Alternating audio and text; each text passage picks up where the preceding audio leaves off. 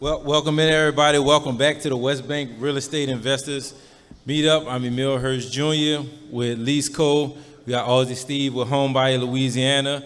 Thank you again for coming out tonight. I'm excited about tonight's guest. So, been seeing him around for a while. Been in a group, been in a Facebook group, and I had no idea that you are into what you are into. So I want to commend you on your humility, because you are definitely one of the most active people, and you wouldn't be able to tell at all. So we want to get into your story on how you scale into managing and overseeing construction of thousands of units, from scaling from small flips to big flips and doing business in multiple states. So right now I want everybody to put your hands together for our guest tonight, Robert Benenate. Did good. Thank you. I got it right the first time. You did good. Yep. You did good. So Robert, how did you even get started in the real estate business? So actually, the first thing I did, my first flip, I was in construction sales, contractor sales, just working with a lot of contractors, and I just saw, what a lot of them were doing. They were buying houses, flipping them. After Katrina, I was working in commercial sales and doing a lot of work on the side after, I got off. And I was married at the time. I'm not married to that person back then, but I finally said, I want to buy a flip. Told my wife at the time, and I found a house that was right down the street from my parents. I helped rebuild their house in New Orleans East. Got them back in 2008. I found a house that was sitting for 3 years.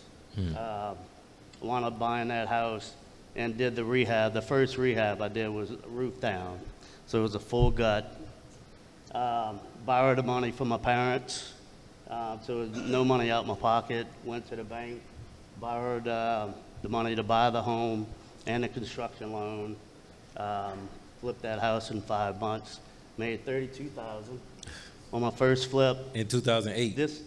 Yeah. And this kind of caused a marriage divorce. I don't really want to go into that. Yeah. I've always been a very driven person, and she just kind of wasn't. So it kind of drove her nuts. But I gave her half of that profit. We got divorced. I turned that $16,000 and bought my first duplex in Metairie, and that's where I started house hacking, and that was my second property.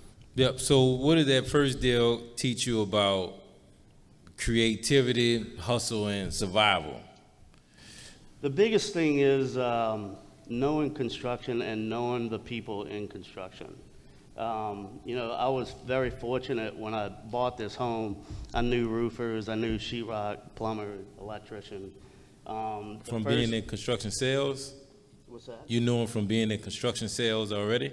Right. Okay. And I knew all the contractors. I knew what they were about. I knew they did good work. They were dependable. So for me to flip that first house, it was because I knew those people. The first day we closed, I had a roof going on, changing out the roof the next day. So it was really, one of the biggest things dealing with contractors is, time is money. And that's really a big thing about flipping and dealing with contractors. Knowing what they're capable of doing, they're dependable. Sometimes it may not be they're the cheapest, but really knowing that they're dependable and they'll be there. So that really helped me flip that home so quick. And that's kind of how I started with investment. So even in the beginning, you had a prior relationship with some of the contractors. How did you vet or filter out the guys or people that you had to work with for the very first time on that project? Well, I was already in the sales, so I really already kind of knew who I was going to pick as a contractor. Also know what their availability is. Even now, if you buy a house, you don't want a contractor that's already booked for a whole month. you know, you want to try to make sure that that first day you have that contractor there.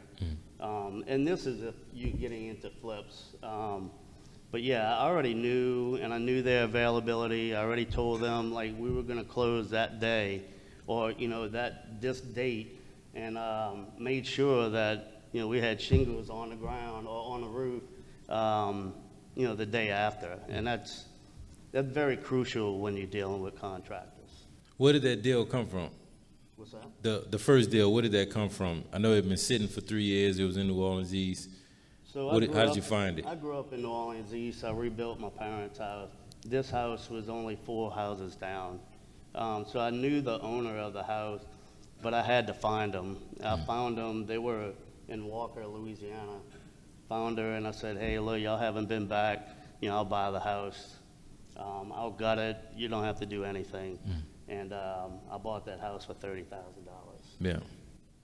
So you rolled those profits into a duplex. What was the exit strategy on a duplex? So I held that duplex for 8 years.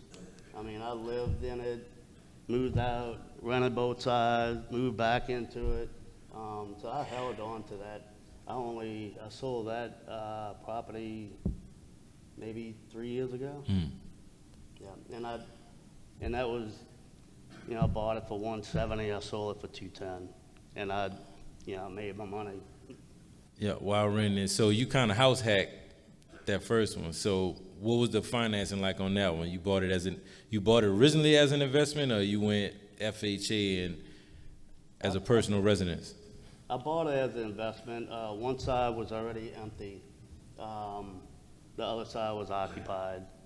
So one side was, I think she was paying $900. So my note was, I think maybe $1,200.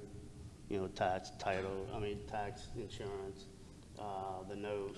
So I was living there for, you know, $300, $400. But you know, one of the biggest things I could always recommend is that if you get into this game, is that whatever you make in rentals, your flips, put it back into another flip or another real estate. I still work at W-2. Every investment that I've done, flips, whatever, I put that profit into something else. What's the reason why? What's that? What's the reason why that's your method? Why I just turn into Yep, real estate? instead of putting it into... And real estate is, I mean, it's the biggest asset.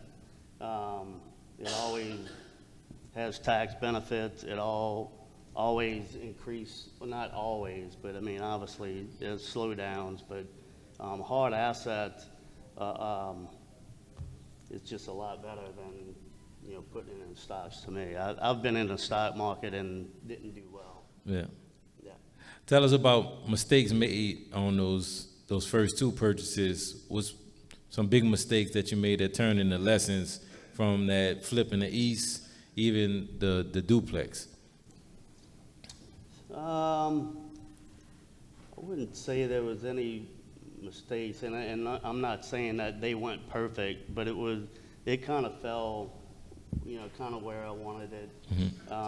You know, I kept that duplex, kind of moved out, bought another property. So it, you know, I kind of did things, didn't really know what I was doing, but it did work out, you know, so I can't really complain that it was you know, something that I did wrong. Yeah. Well, what's one thing you took away from it that you don't do anymore? Maybe with the financing, maybe with the construction, maybe the way that you found it, the approach that you found it, so you still finding people in that same neighborhood that's been gone since Katrina, or what's different? I mean, I guess one of the things, I mean, saying what I would have done wrong, differently, I mean, with the duplex, I would have kept it. I would have never sold it. I mean, that, you know, of course, you look up, you know, I was owner of that, so of course you get things that pop up and say, hey, this value of this home is, which is the home, the duplex. I mean, I think it's worth like $240 now. You know, rent's going up. I mean, it was in Metairie, a good area, Metairie, so I mean, there were some properties that I've bought, flipped, that I think I should have held on to. What's a number, what's a measurement that tells you I should keep it versus should selling it? Because there are some that you did end up keeping. So how do you measure? How do you gauge whether you keep a property as a flip or a rental?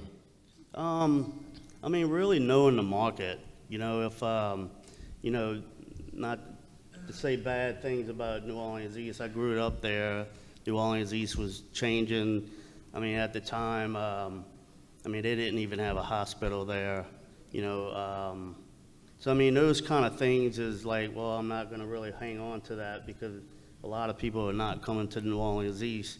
Where Metairie was kind of like Lakeview. You know, it held its value.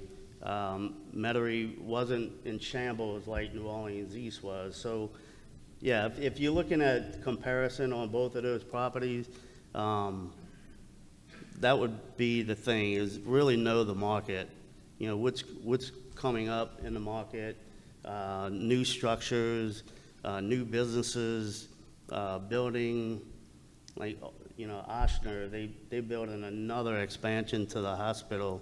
Those kind of things you want to look for and make sure that there's demand in that area. Yeah. So what was the turning point going from those smaller units and scaling up to much bigger projects? What happened? I got older. Yeah. You know, I kind of, it's showing my age. You know, my first home, when I bought that, I was 37 years old. I did 90% of the work on that house, besides, you know, the roof, the sheetrock. You know, now my vision or my goal is to not work on any of these homes. I tell my wife that I don't want to lift a paintbrush, a hammer. So what I've done, I still do flips. I have contractors, but when I do make those flips and I make the money, the profit, I roll it into more of passive. So that's how I got into investing in storage facilities, mobile home parks. Even though I'm a managing member, not a limited partner, it's a lot less work. I'm also not managing the properties, not getting calls about toilets and anything like that. So that was kind of my vision, and that's where I'm still going. I still do flips. I know, you know, markets are changing. You know, I have contractors that does the work. So I don't have to do it. But yeah, I just kind of roll that money into other and bigger things. Yeah, speaking of bigger things, storage units, that's not nothing small. So what was the first story or the first transaction on storage unit? How did you fall into that? So, quick story. I told my wife I wanted to do something bigger and better. I wanted to not do the smaller stuff. And I was following a investor, Rodcliffe. I don't know if anybody knows that. But I told my wife, Sandy, I said I wanted to go to Denver, go to this real estate conference. She said, well, go ahead. And I went out there not knowing a soul in Denver. And I told myself I wanted to meet every person that was on a stage at that conference. Well, I met everybody on that stage, and to this day, probably half of them I've been in bigger deals with. So mobile home parks to the W2 I have, just networking with bigger players, learning from them, not only partnering. And that's how I started getting into the storage facilities. We had somebody I met at a conference, they went to Baton Rouge to go look at a storage facility. I said, hey, I want to meet you. You know, whatever it takes, I'll drive there, whatever day. And that's exactly what I did. And after talking to them, we teamed up. They knew my experience in construction, so we had to do some rehab on storage facilities, the doors, that kind of stuff, roof. when you get to a bigger scale, one tip I would say is really let people know what your strength is. You know, everybody has a strength, everybody has weaknesses. So, you know, getting together with people to make a full team is really the key when you get into bigger stuff. Yeah, I think a lot of us have been to conferences before. How did you kind of craft those conversations to get engaged with them to even start building a relationship like that? Really, social media, going to the conferences, talking to them, you know, just not necessarily, you know, I don't want to, I never go out there and brag, but just in regular conversation, just say, hey, look, I know construction, if you need somebody to go run out there and go look at the roofs or whatever, there's most of my partners on some of the bigger deals are actually from California. Like, and I'm on deals from Baton Rouge to Ocean Springs to Galveston, Texas. And so boots on the ground is another part or another way to get into bigger deals too. Yeah. So a lot of people are looking for that. A lot of people don't really know the construction side of, you know, anything, you know, storage or mobile home park. They just, some people may have the funds. They may have, you know, the liquidity. They're just looking for a team so they can take down bigger projects. So really know what your strengths are, what your weaknesses are. So how did you sell what your strengths are, and what did you learn about underwriting self-storages?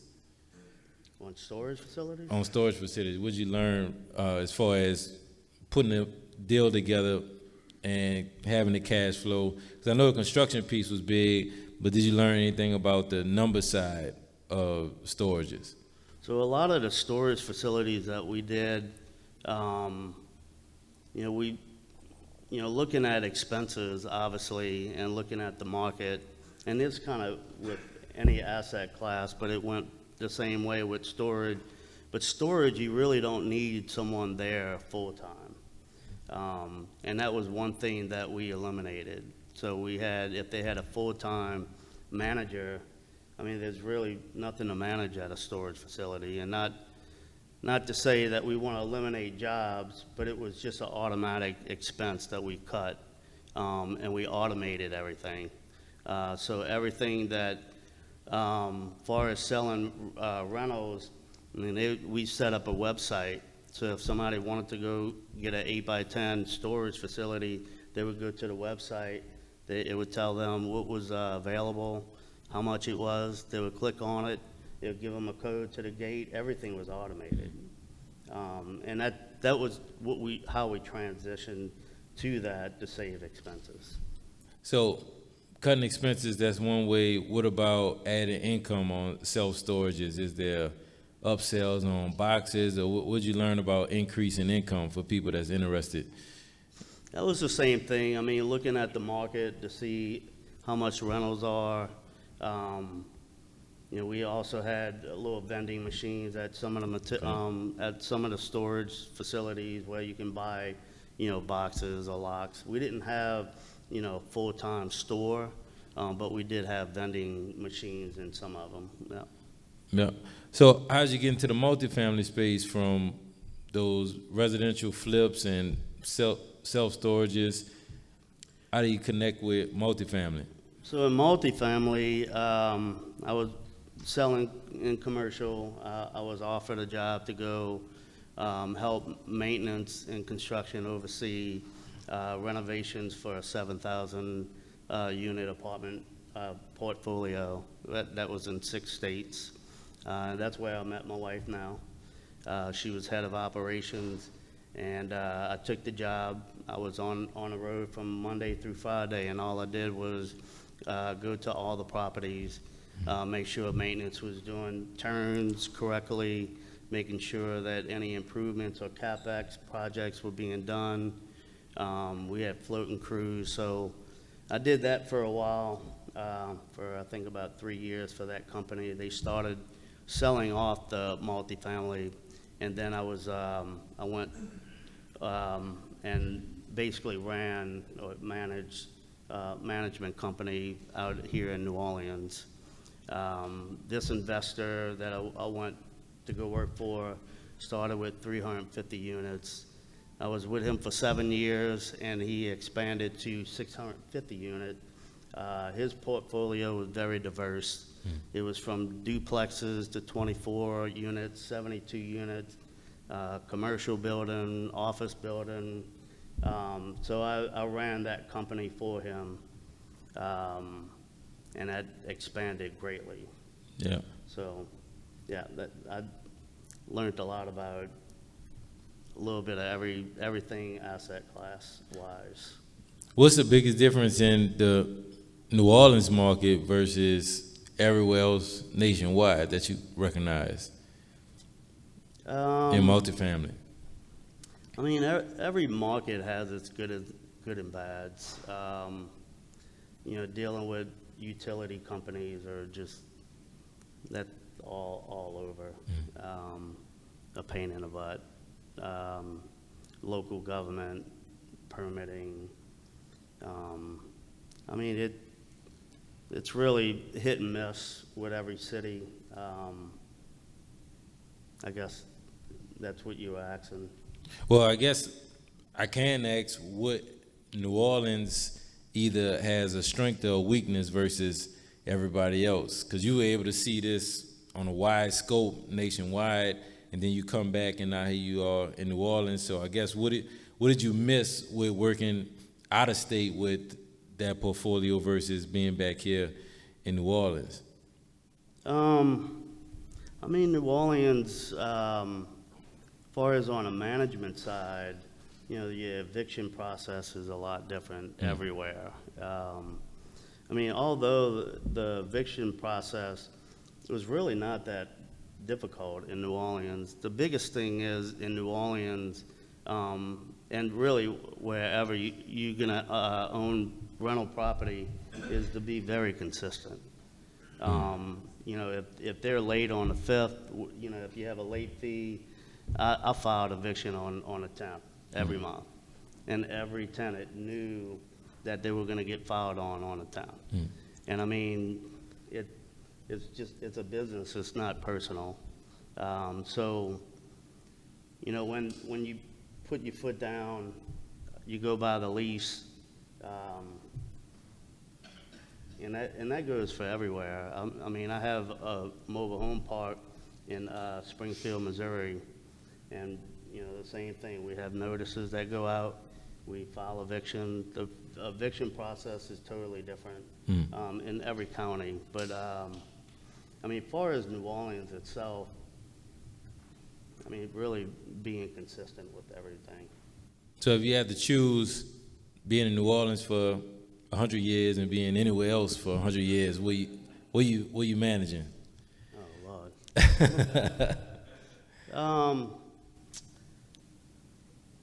I mean, I don't invest in New Orleans. It's just, I mean, from the utility companies, the eviction process is not bad. I just prefer not to be in New Orleans. Well, you answered that question. Huh?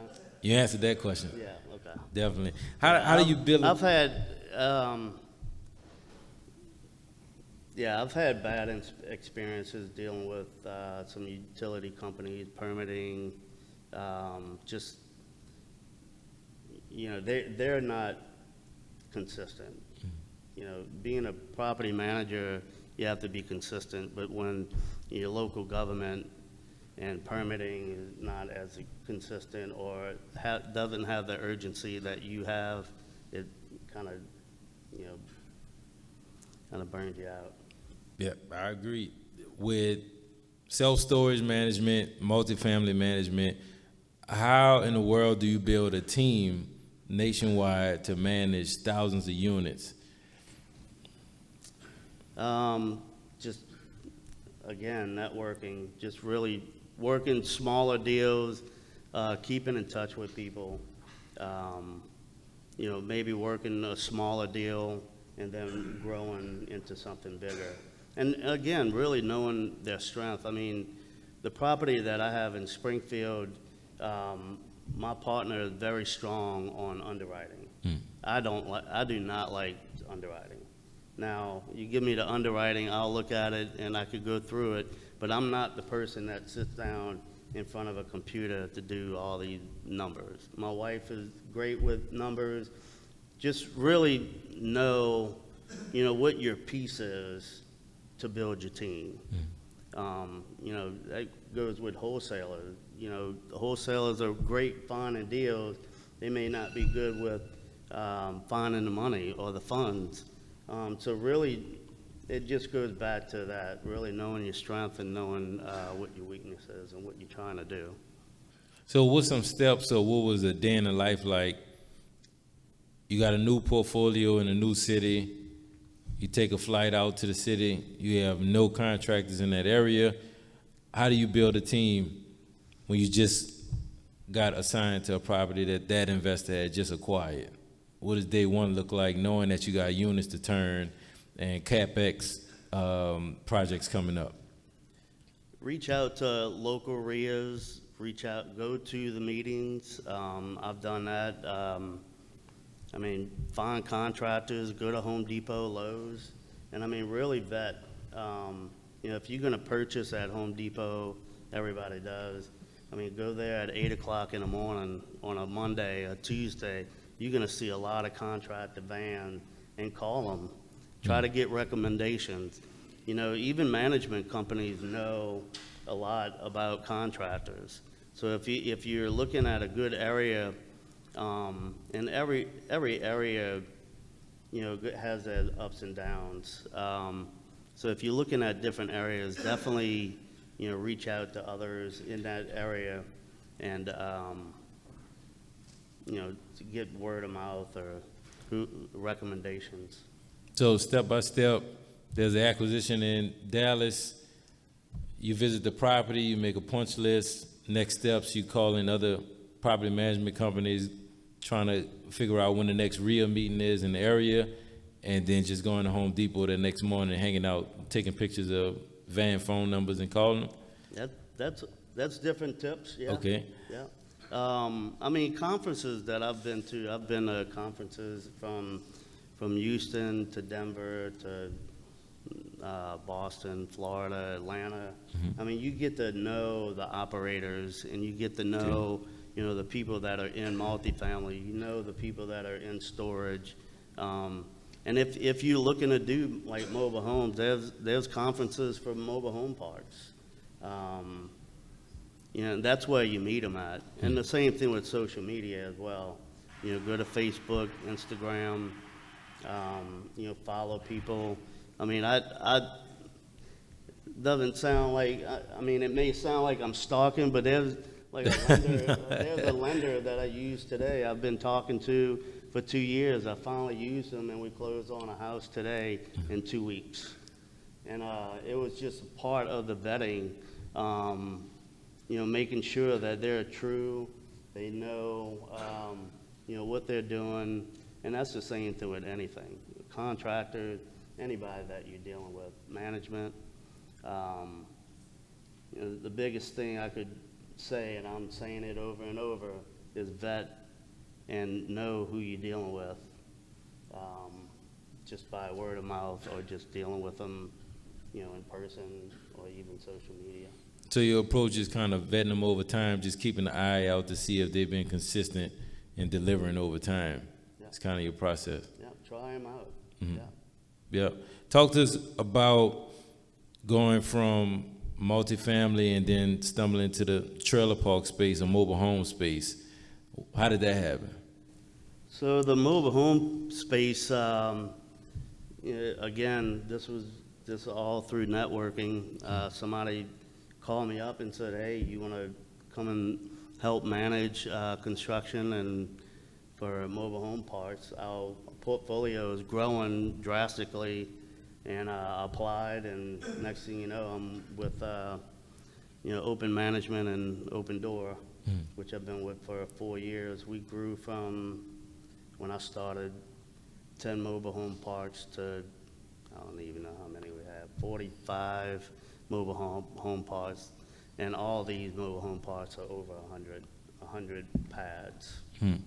And that's spanning from where to where geographically? We're from Florida, Texas.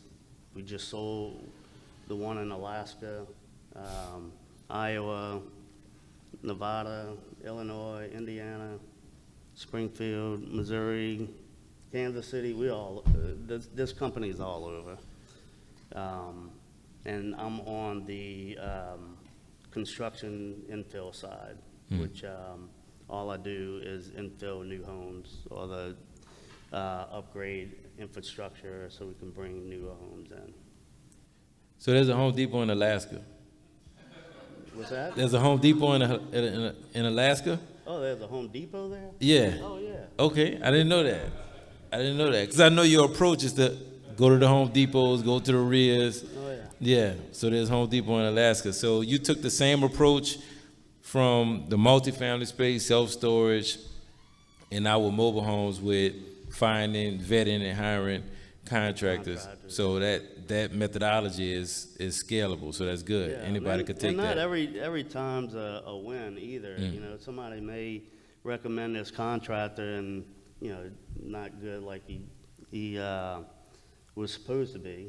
But, I mean, you get rid of him and, I mean, you get another person. But, I mean, try to do as much vetting as you can, either by, like I said, word of mouth, references. Yeah, I mean, this year, I mean, we're gonna do another 100 homes, and I mean, now we're at the point where we know the contractors that we're gonna use. But yeah, it's trial and error. Okay. But you definitely do as much vetting as you can. So with these asset classes, does each one have a different one number that lets you know that this is a slam dunk, or across all of these asset classes, there's one thing that you look for across each of them? Or does each one have different ones? Does mobile home parks have a number that you know makes this a winner? Does self-storage has a number? How do you kind of know when each deal in each asset class is a slam dunk, or what measurement or what number do you look for? I know you don't do the underwriting, but as a team, how do you guys give a thumbs up to a deal before you move forward? I mean, that all really depends on the market that you're in. I mean, when you get into commercial, the valuation on commercial properties are totally different. It all goes by NOI, cap rate. So when you're looking at a 100-unit mobile home park, you know, just say in Texas, you're looking at a mobile home park in Missouri, the cap rate's gonna be different, your NOI is gonna be different. So it's valued off of the NOI. It doesn't look at comps. So if you have a 100-unit in Houston and another 100-unit, you know, right down the street, they may not value the same way. It all comes down to your net operating income, which is your gross and your expenses from it.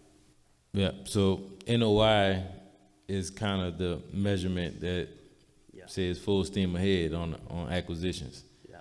Yep. Yeah, and that's with any commercial. So it's evaluated basically the same way through multifamily, storage, and mobile home parks. Got it. We talked about not investing in Orleans. What are you currently investing in, and what's attractive about those areas that's making you comfortable with investing? I still like Jefferson. I mean, I still like Westwego, Gretna, Metairie, Jefferson area. I feel that, you know, most people are kind of moving out of New Orleans into the suburb area. So I've been, for the last almost 10 years, I've invested in Jefferson, St. Tammany, Mississippi,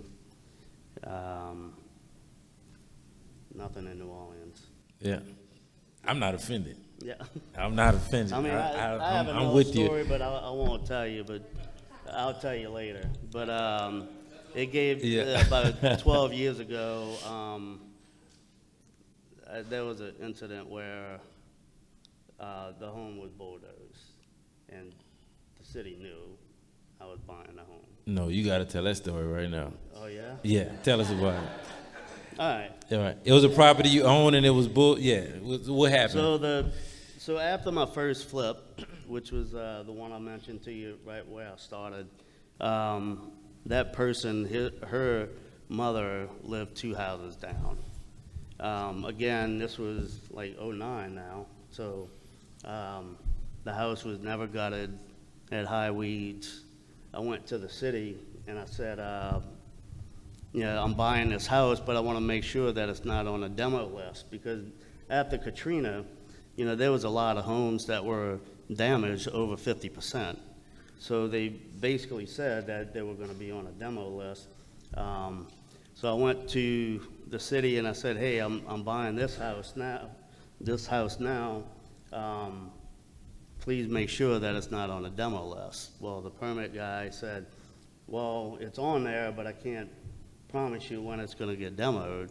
And I said, well, here's an agreement, and I got an agreement from the owner to gut the house, to buy the house, went to the city and said, this is all the information from the owner, and I have a dumpster coming with a crew Saturday.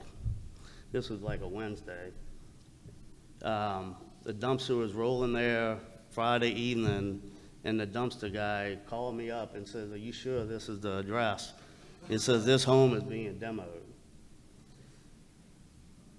That day, 3 homes got demoed in that same neighborhood, and nothing ever was demoed after that. To this day, you could drive that neighborhood for miles, and you will not see another home demoed. And there's still other homes in that area that are still abandoned. So anyway, that was my last straw. As I said, I took my money that I made and I bought my duplex in Metairie. And ever since, I have not bought anything in New Orleans. So what happened? That was 15 years ago. And what happened with the property? You just had to own the dirt after that, or you didn't go through with the sale? What happened with the property? You closed on the property, No, and then they I had demoed everything it? in writing, so I had everything verbal, so it didn't go to the title company. Okay. I just wanted to make sure that it got gutted, that it was gutted, so they would get it off the demo list. Gotcha. Because at that time, it was, obviously it had citation because it was never gutted. So I was just trying to get it off the demo list, to get it compliant, cut the grass. That's all I was trying to do. But yeah, that's a story that happened to me, and yeah. Ever since, I've managed properties in New Orleans, but I've never bought another property after that. I hear that. So I've heard mixed things about Mississippi on the investment side. What part of Mississippi are you in, and what attracted you to go that far out? The first thing was I wanted something away from the coast, so in case another hurricane came. Plus, my daughter was in Poplarville area, Lumberton area. So we bought a property out there, and the main reason why is my daughter was actually going to a community college there. She was in a dorm. If you're familiar with dorms, when you're in a dorm, you basically have to move out for a holiday, and you need to move out for a summer, and really had a lot of restrictions. So me and my wife said, well, why are we keeping her in a dorm? We just buy something out there. So we bought a house that was foreclosed, horrible shape, on 5 acres, for $45,000. We still have that property today. We renovated it, and that's where she lived during her college years. We did move a mobile home onto that property as well. That was a little story I was going to tell you, if we had time. Mm-hmm. My first mobile home that I ever bought, I had a contractor crew that we was working with in the multifamily space. And one of the guys came up to me and says, hey, you want to buy a mobile home? I'm like, I don't know anything about a mobile home. And he says, I said, well, I mean, why? What's the deal? He says, well, my mom is getting evicted off of her brother's property, and she owns the mobile home. I'm like, all right, well, I mean, I guess I can go see how I can help. And I went and looked at this home, and it was only like 6 years old. And I said, well, what do you want for it? She's like, I don't care, as long as whoever's buying it doesn't know my brother. Now, this is in Mississippi, so you can relate, right? It sounds like a Mississippi story. So, Yeah. I didn't say that. But, I said, ma'am, I don't know your brother. He's like, okay, well, that's one good thing. I said, I tell you what, and I threw this out. I said, I'll buy this home for $15,000. I'll give you $2,500 down. I'll move everything off the property with no expense to you, and I'll pay you in the next 4 years with no interest. And she said, okay. I'm like, really? And after she said that, I said, well, how fast do you need to get this home off? She says, well, they already granted it eviction. It needs to be off the land in 30 days. I'm like, oh, okay. So somehow, some way, I cleared land on my property.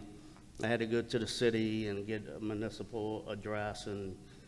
There were trees and things that you had to knock down to clear it? Okay. Yeah, the same property I bought for $45,000. Okay. So I cleared land to move that mobile home onto the land, and I moved that onto my land in 28 days. Didn't know what I was doing, but I got it done, and it's still there. That was almost 12 years ago. Wow. Yeah, and that home now is free and clear. We rent that home for $875. Yeah. And what city is that? That's in Poplarville. Okay, Poplarville. Okay. Yeah. So Poplarville fits what you were looking for. Is not close to the coast, well, close enough for a hurricane to ruin it. No, it's about 85 miles from here. Okay. So it's straight up north toward Hattiesburg. Got it. Yeah. And what's your experience been like in Poplarville? You have multiple properties there. That's the only one. Yeah, we live there as well. That's the only one we have up there now. We also bought and flipped properties in Gulfport as well. Okay. Yeah. Yeah. We have partnership in a mobile home park in Gulfport as well. Okay. What is been the difference in experience with investment property from not just New Orleans, but Louisiana and Mississippi? Because you just described doing a whole lot in 28 days, and it probably takes 28 days to get a reply in New Orleans to get a permit pushed through. So in addition to that, what else has been some big differences between just Louisiana and Mississippi? Mississippi is a lot more laid back, but in a different way, I guess. The permit guy came out and cut off jeans and like I think boots or something like that, and like, oh yeah, that looks good. Signs off, and he was off. I'm like, really? Okay. And really there, it's like with anything, you really need to know the people in that area. Who knows who's in the permit office? It's kind of like, make sure that you're doing things right. You get the right people, it goes pretty fast. Yeah. With the difference in all the asset classes that you're in, how do you kind of digest when the numbers get bigger and bigger and bigger, or it doesn't make a difference to you? How do you approach, $50,000 purchase versus a $5 million purchase? How do you wrap your head around that? Is there any way you put up guardrails or mitigate risk during underwriting? What's kind of your approach with taking down bigger deals versus just smaller flips?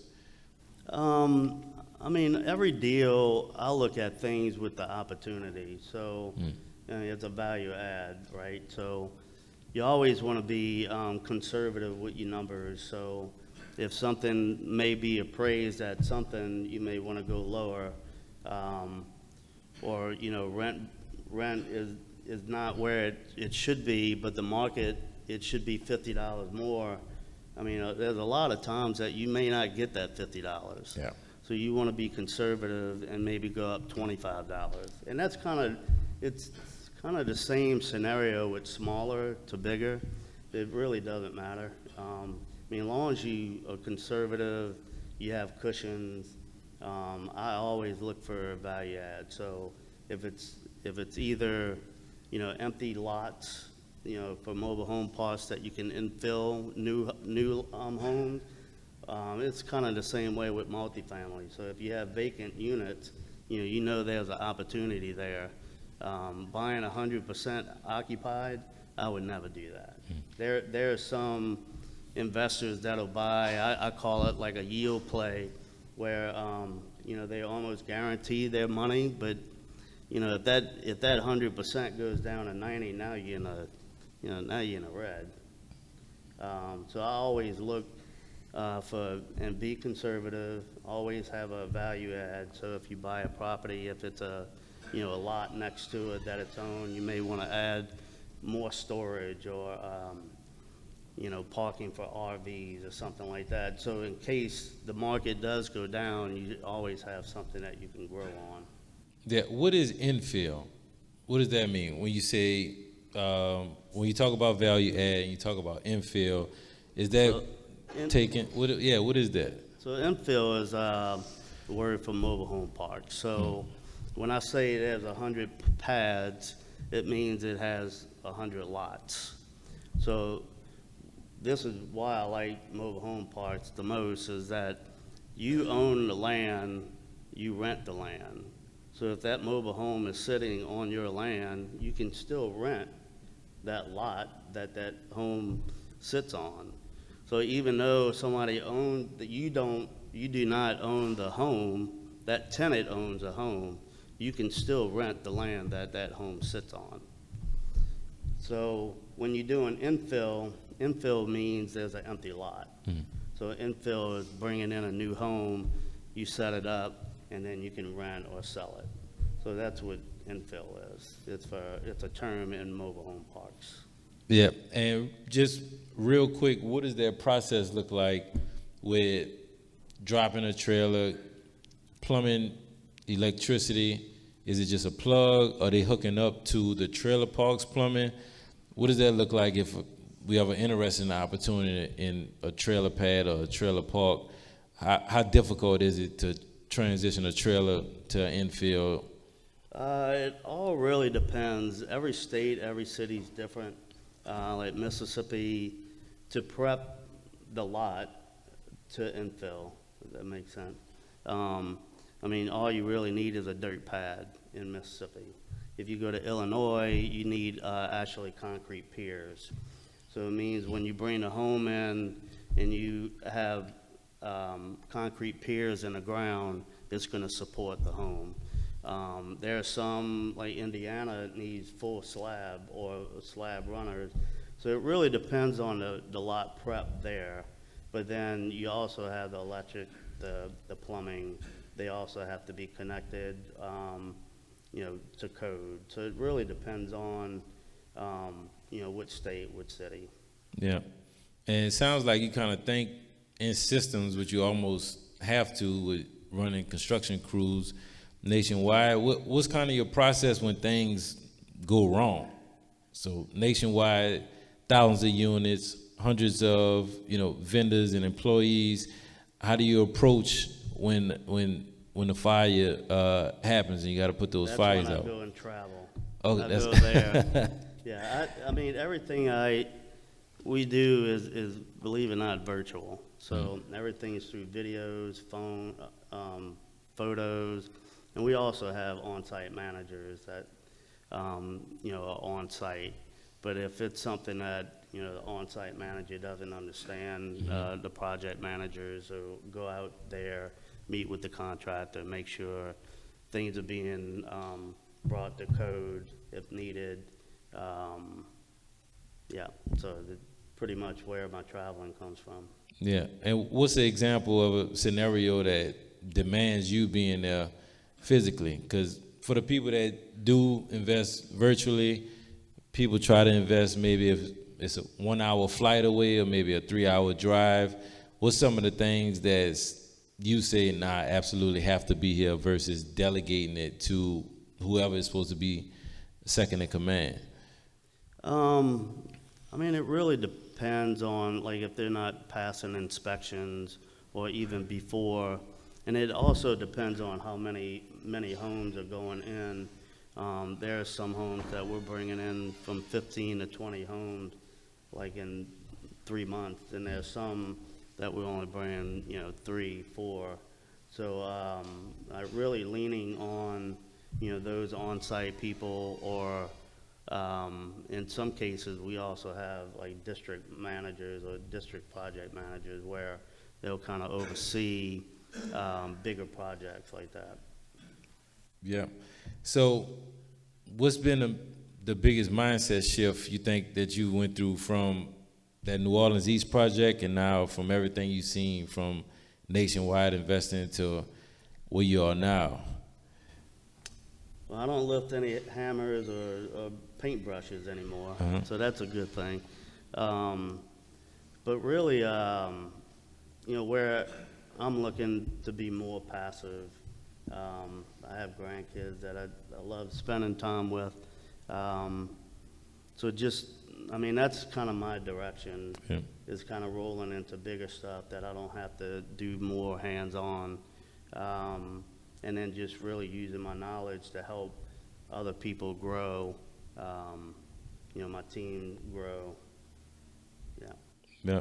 So what advice do you have for the 2008 Robert today? If you go back and talk to that 2008 Robert right after you talk to the owners that's living in Walker, what advice would you give them?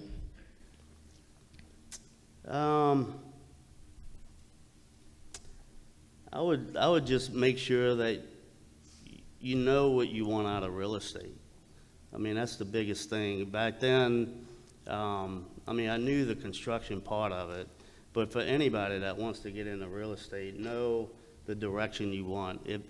Don't try to flip a house if you don't know any contractors. If you have the fund, maybe be a limited partner on a JV deal, or kind of learn from other people that are doing it. When I jumped into this rehab, I really didn't know what I was doing. I knew the contractors, which really helped. Yeah. I went to the bank really not knowing if they would say yes or no, but they said yes. So, same thing with the mobile home. It just, really put your mind down to it. If you say you're going to do something, do it. Mm-hmm. And one more piece of advice. So the dilemma that some people working at W-2 go through is that if I wasn't on my job, I'd have more time to invest in finding deals or saving money with doing the work myself. What's your advice to people that are going back and forth whether they should leave their job or not, but they want to be committed in real estate investing? I would say if you love what you're doing as a W-2, I wouldn't rush. If you don't, maybe look at other avenues with real estate. I love the company I work for. I love the people that I work with. So I don't plan on leaving anytime soon, but, learn what you can and invest in real estate at your own pace. You see a lot of gurus saying, oh, I'm flipping 20 houses this year, I'm gonna make all this money.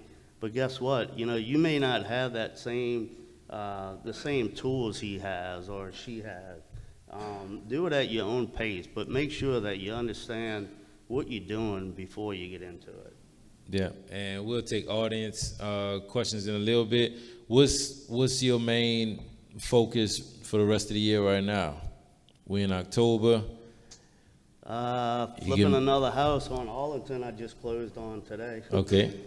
And yeah, just I have a crew that they're starting there Monday, but really taking that, and that'll be something that I'll flip into something else. I mean, I see, a lot of movement on bigger properties, that a lot more opportunities are going to be coming up to buy multifamily, maybe mobile home parks.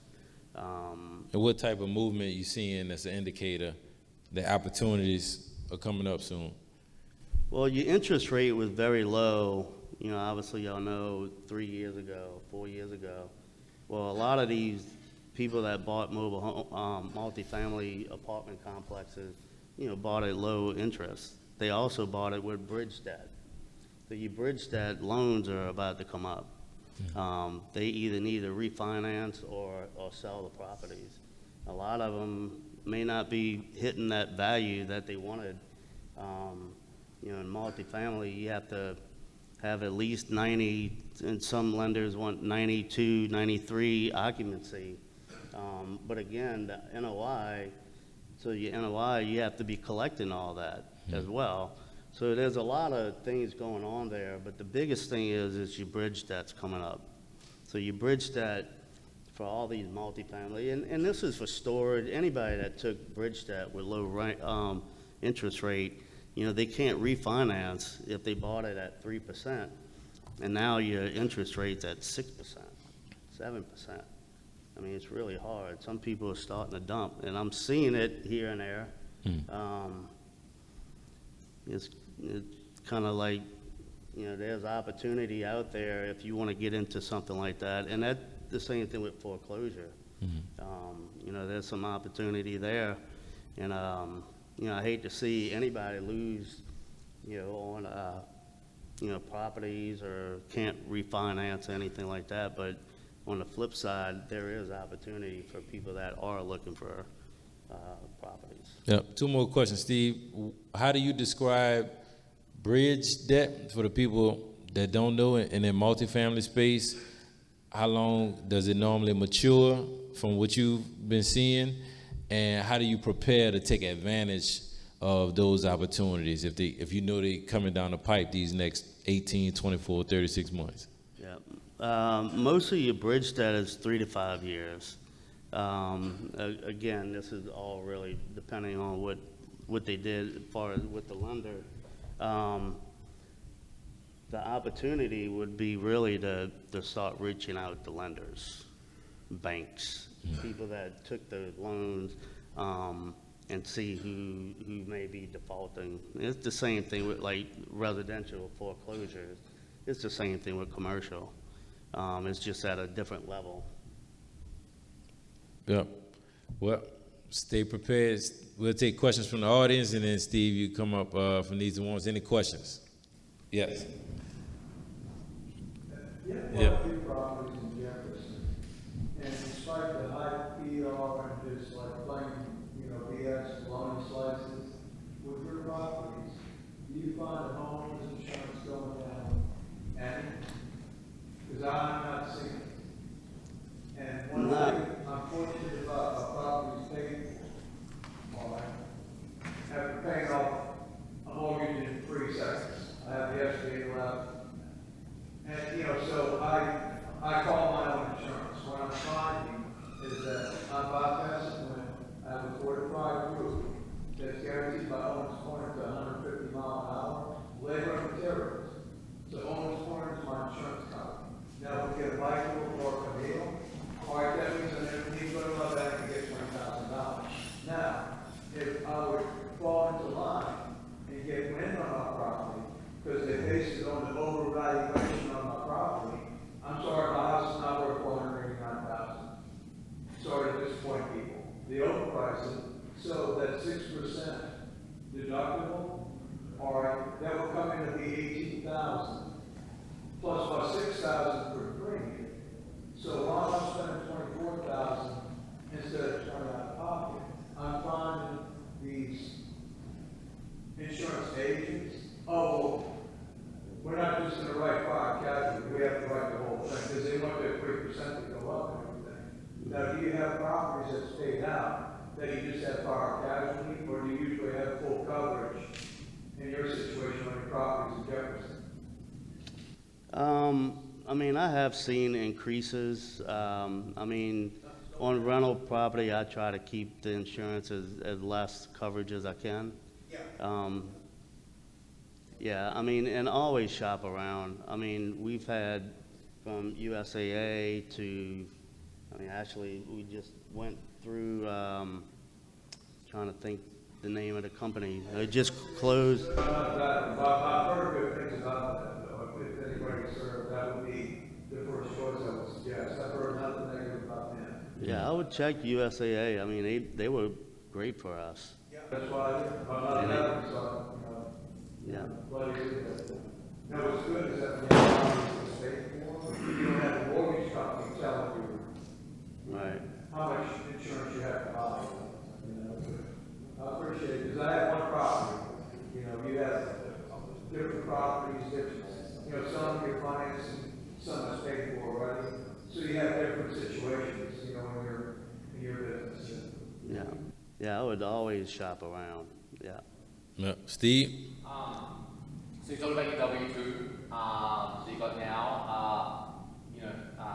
You didn't name drop, but I do know that you work at Open Door, founded by Brandon Turner, long-term host of Bigger Pockets, right? So I saw him talking about investing a couple of years ago at the Bigger Pockets conference in New Orleans, and his whole thing was just about building a good team, right? It was about like the whole point with a good team, getting A players. You're obviously one of those team members, like he was talking about.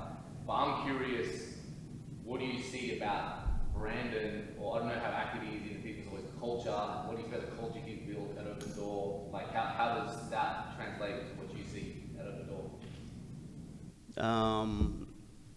Far as I don't. The company, like the culture that like Brandon turned, like he spoke a lot about building culture, and that's why that was his advice. And obviously you're in that culture, like at Open Door. Like what do you have comments on that? Do you see like great culture in the company?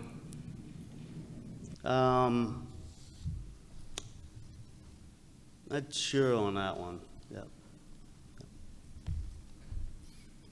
Yeah. Still a good answer. Any other questions? Yeah.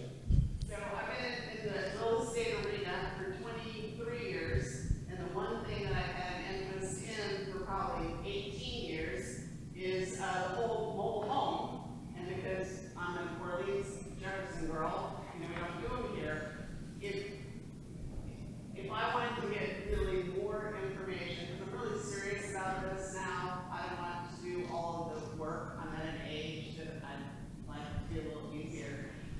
Where would you go, knowing what you know, for somebody who knows nothing about mobile home investing? I would say you look for conferences, and I mean, there's a lot of podcasts on it. Yeah, I mean, mobile home parks are really booming as far as the mobile home parks. One big thing about it, there's a lot of moratoriums in a lot of areas. So you can't build them. In most areas, you have to find or partner or find properties that are for sale, and then obviously look for, you know, value add properties. So But if you wanted the same strategy like multifamily or whatever, you're gonna look for something that's not performing maybe well and see what you can do to add to that and then build equity that way. yeah, the biggest thing in mobile home parks, or most of them have older homes. A lot of the operators now are eliminating or demoing the smaller homes, and they're bringing in the new homes. I mean, there's no stigma on living in a mobile home in most areas of the United States, but the way that the newer homes are coming in, I mean, I would live in them in a heartbeat.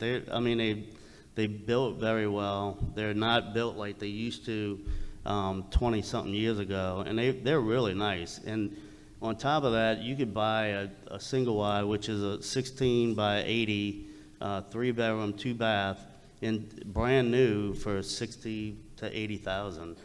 Now, this all depends on, you know, the model, what series it is, what company it's from. But I mean, you can't find a stick-built home, 3-bedroom, for under $100,000. And I mean, that's why you see a lot of people buying land packages now, mobile home land packages. Mobile home parks are doing the same thing. They're just bringing in new homes. But with real estate, you have real property and personal property. And that's where the mobile home parks look appealing. I love the mobile home park space, is because once you own the land, no matter if you own the home or not, you still rent the land. Is there any part of the country that you think they need more, that there's not enough, there's not enough supply of land? I haven't really seen that far as mobile home parks. I see every area increasing and filling the mobile home parks up, more or less. Yeah. And I could answer any question that you have as well. Yeah. I may have missed this, but I'm really intrigued by the mobile home park and kind of just getting my feet wet and investing for myself. But I see a lot of people doing like a package like with the mobile home in the land. But I feel more drawn toward like getting a pad and like kind of like just renting the plot and land. Have you had experience with the combo to where you feel like there's more pros and cons to either or ways to go about it? So I've been looking more and more at that, and I see a lot of people doing it in Florida. If you're gonna do that, really look at your market. I mean, in Mississippi, like, what's that? Like the pack, like the combo of it? Yeah, the land home package. Yeah, because for instance, in Florida, you can buy a lot, for 40,000. That's like a half acre, right? You're gonna put a double wide on there. The double wide is gonna cost you 100, but they're able to sell them for 400.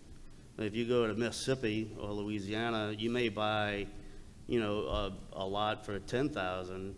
You put a 80,000, $100,000 home on it. You may only sell it for 175. So every market's totally different. Your home is basically going to be your base price. It just really depends on how you're going to up value, putting it on the land and where are you putting it on the land. And then also know the zoning too. So mobile homes, you have 3 zones. You have 3, 2, and 1. If you're on the beach in Biloxi, you would need a 3, which the value of the home is going to go up as well. But if you put it in, buy it in Hattiesburg, you can go with a zone 1, which is going to be a cheaper home. It's also not going to be as strong as a zone 3. So a lot of criteria, but again, really know what the values are going to be after you put the home on there. Moving a home and setting up a home is not cheap either. No.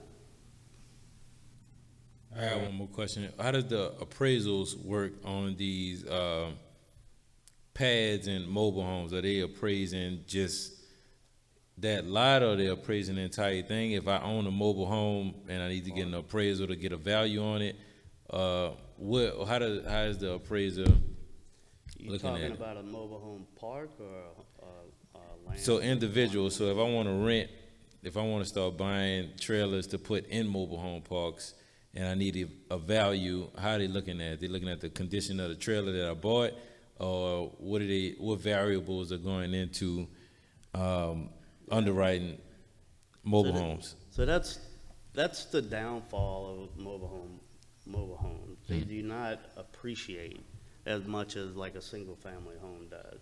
They actually depreciate.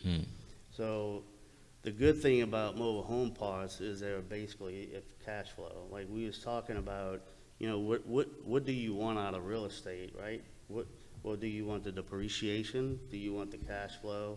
Do you want long-term gain?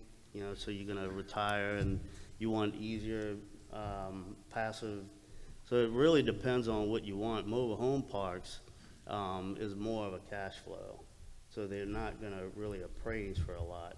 I mean, a 95 home, not renovated, may only cost, value at 10,000. But you're gonna rent that home for $900, you know? So it, really knowing what you want out of real estate before you jump into an asset class. Cool. How can everybody get in touch with you, Robert? Wholesalers, Facebook, lenders. I'm always on Facebook, Instagram. I can give my phone number to whoever. My email. Do you want me to give it? Well, give your email. Don't give your phone number out because this will be Okay, on yeah. YouTube. And Yeah, my email is rns4investment@gmail.com. all right. Well, thank you for your time, Robert. You're gonna stick around for questions, but everybody put your hands together. Thank you.